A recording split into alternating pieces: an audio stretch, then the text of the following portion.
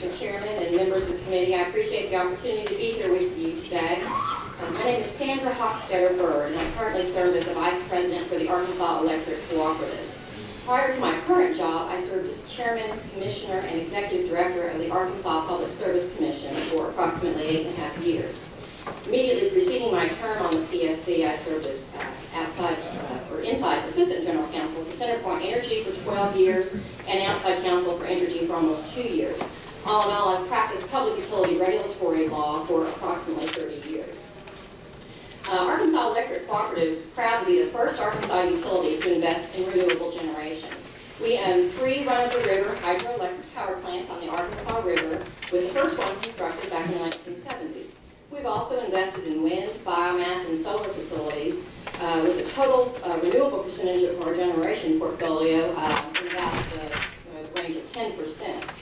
We began a solar power demonstration project at our ADCI headquarters building on our Little Rock campus for the purpose of learning about solar energy capabilities and cost in Arkansas.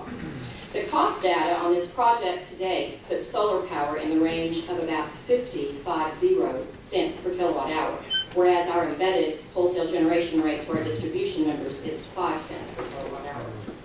The cost that we pay for our 51 megawatts of wind power from the Flat Ridge 2 project in Kansas is $31.50 per megawatt hour, which was low enough to be cost competitive for us only because of the federal production tax credit. Notwithstanding the well-intentioned support from the renewable energy community, this bill, if enacted, would violate current federal law. This bill would put the Public Service Commission in the awkward and unfortunate position of being tasked to set wholesale sales rates for electricity in contravention of both the Federal Power Act and the Public Utilities Regulatory Policies Act, or PURPA. Federal law dictates that only the Federal Energy Regulatory Commission, the FERC, has the legal authority to establish wholesale electricity rates, and the sale of renewable power from a renewable distributed generation project to a utility, which then resells that power to its customers, is a wholesale sale of electricity. This is exclusively jurisdictional to the FERC.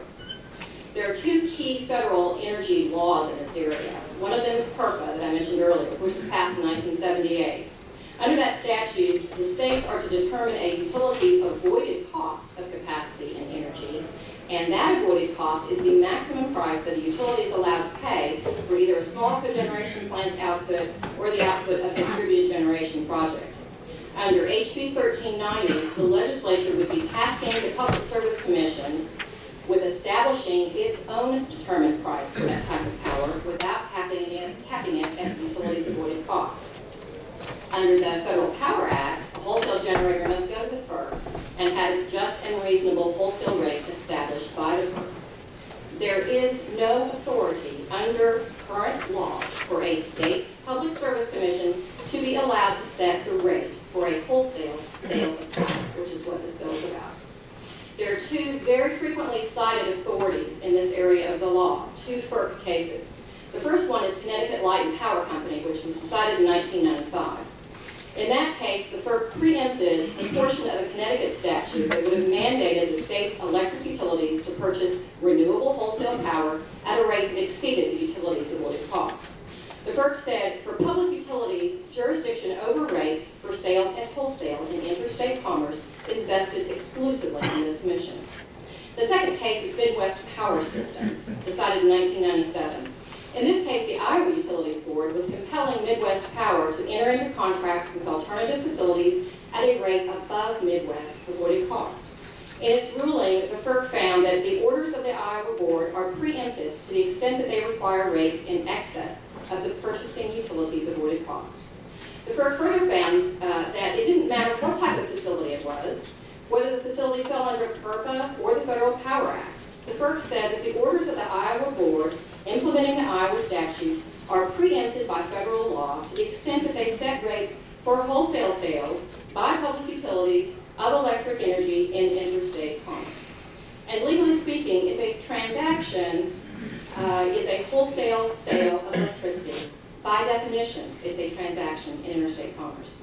The projects that are defined in this bill would lie entirely within the borders of this state. That is irrelevant to to whether it is a wholesale sale of electricity. If it is a wholesale sale, it's in an interstate commercial transaction that's wholly jurisdictional to the FERC. Therefore, this bill, HB 1390, is an effort to vest wholesale rate-setting jurisdiction in a state public service commission, which would violate the current state federal law. Now, apart from the legal infirmities of this bill, it would also violate current state law rate-making standards for public utilities. Under most state laws across the country, including the laws of Arkansas, public utilities are required to provide the most reliable power at the lowest reasonable cost. Public utilities in Arkansas are also required to engage in long-term resource planning to put together the best generation portfolio for its customers or members. This includes the process of issuing RFPs for specific types of capacity and energy for specific time periods. The resources that meet the needs of the utilities customers in the most reliable and economic fashion win the bids. In light of our responsibilities to our customers and members, if a renewable resource is economic, it has every chance of being selected to become a part of that utility portfolio. If it is not economic and not cost competitive, we do not believe that it's appropriate to ask our customers and members to subsidize that power, regardless of the type of technology used.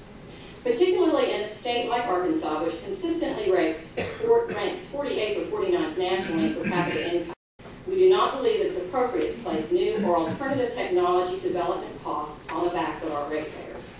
Arkansas is currently blessed to have the 5th lowest electricity cost in this nation, and the Arkansas electric utilities would like to keep it that way as long as possible, particularly in light of the high percentage of our customers and members that live below the poverty line. I appreciate this opportunity to share these legal and economic pieces of data with you, and at this time I'd be happy to answer any questions the chairman of the committee has for me. Yes, we have a question. Senator Henry. Thank you, Mr. Chairman. I just want to review those costs that you said. 5 cents per megawatt for traditional. Is that correct? 5 cents per kilowatt hour for our current embedded generation cost, and the costs for solar power are approximately 50 cents per kilowatt hour. And you said it was about 31. Well, that's $31 per megawatt hour, but that would be a little over 3 cents per kilowatt hour. And when you figure that 3 cents per kilowatt hour, is that taking into account the tax credit, or is that your actual? That takes into consideration the tax credit, yes, sir. If it weren't for the tax credit, it would be much more than that. Do you know how much it would be without the tax credit? No, sir. I think, and this would not include the transmission costs either. It would be slightly above probably the cost of our current embedded generation costs. Wind is more cost competitive when it's a large-scale wind farm as opposed to a distributed project. Large-scale projects are a lot more cost-effective, and wind is far more cost-effective than solar. So in the event that tax credit goes away, do you think you would continue those contracts? Or? Well, we entered into a 20-year purchase power agreement at that fixed price. If it were not for that fixed price, we would not be able to afford wind. Thank you, Senator Henry. Any other questions?